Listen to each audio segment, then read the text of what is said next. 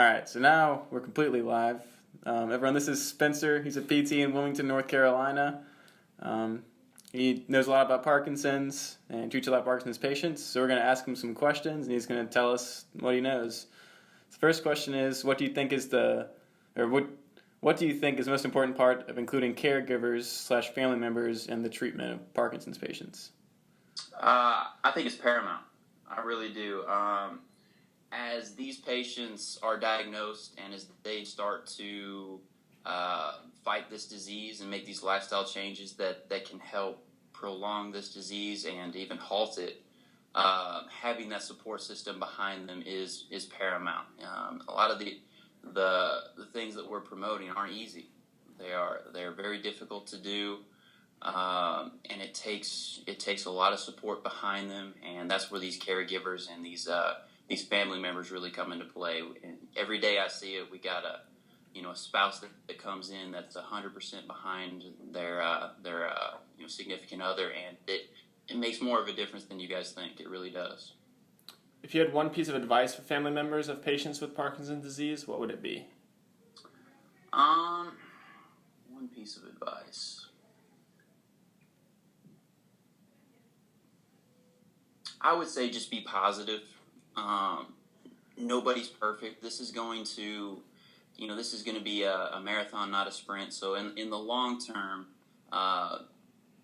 positive outlook and a positive, support system behind the person that's going through this disease, it is very important, and it really shows up in those significant others that are very supportive behind their spouses or being a caregiver. It really is. A little positivity goes a long way. Is there a single thing that you've seen helps patients with Parkinson's the most? Sure. From my end, the type of program that I have, the physical exercise component is what I see helps the most. Yeah, what we're finding in treatment is their medication that they're on plus exercise. That generally equals the best results for delaying the disease, for prolonging it, and for maximizing independence throughout this disease process. So from my end, the exercise standpoint is the most important thing anybody that's diagnosed with Parkinson's can do for themselves. And that's where we come into play. From diagnosis, we are influencing our patients to making the right decisions. We have programs available for them. We have support groups available for them so that they can make informed decisions, and they can make these lifestyle changes that are going to help them out in the long run. So what are some of the common early signs or red flags for Parkinson's disease that we as physical therapists should be on the lookout for to refer to someone? Sure. One of the biggest ones, and a lot of Parkinson's patients will present this way or begin presenting this way, is a tremor. Most of the time it's unilateral. I see a lot more upper extremity tremors early on. Now that's just because you have a tremor does not mean that you should be diagnosed with Parkinson's. There are a ton of different reasons for a tremor, but that's something that is an early sign of it, and that may warrant further medical evaluation. What is the greatest symptomatic improvement that patients tend to experience as a result of physical therapy? Good question. With physical therapy and with exercise in general for Parkinson's, what we try to do is we try to treat the symptoms that are associated with Parkinson's. So whether that be rigidity, whether that be bradykinesia or akinesia, freezing of gait, or postural instability, any of those typical symptoms of Parkinson's can be affected with exercise and physical therapy. We are no longer exercising for strong muscles or for cardiovascular health. We really are trying to exercise for brain change and for brain neuroplasticity and changes at a central nervous system level, so that they can have less Parkinson's symptoms. How does your approach to treatment change as the disease progresses? Um, Good question again. From early diagnosis, and like I said, we try to get patients as early as possible. So from diagnosis, we get a lot of referrals in to where we start this process. Right off the bat, we start talking about exercise and how it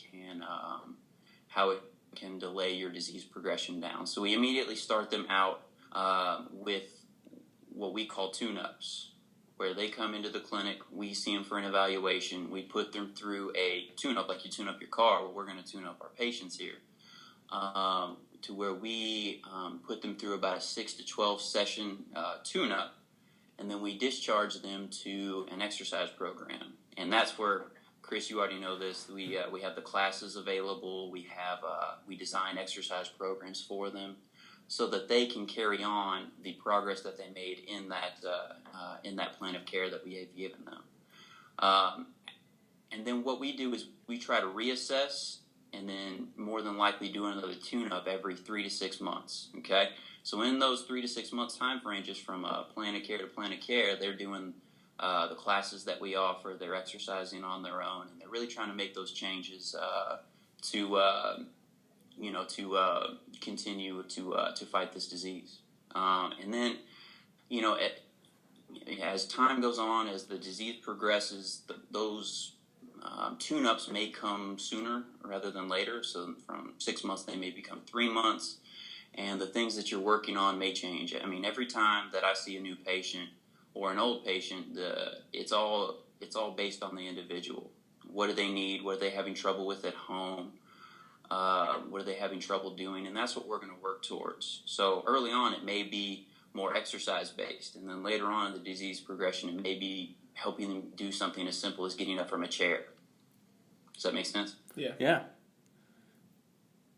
What do you consider to be the greatest challenge when working with a patient with Parkinson's? Good question. Patient buy-in is one of the hardest things you can do because these changes that you're asking them to make aren't easy. For instance, what is being successful in most of our research is high intensity exercise. It's pushing your body past where it wants to be. Okay, so whether you're doing a cardio program and trying to work at an intensity that will elicit that neuroplasticity or increase dopamine, or even just help out help utilize the dopamine that you have in your system right now, that takes higher intensity exercise than most of my patients are accustomed to doing. But once you explain to them how this helps and how it can give them some extra years on their life, most of the time they buy right in.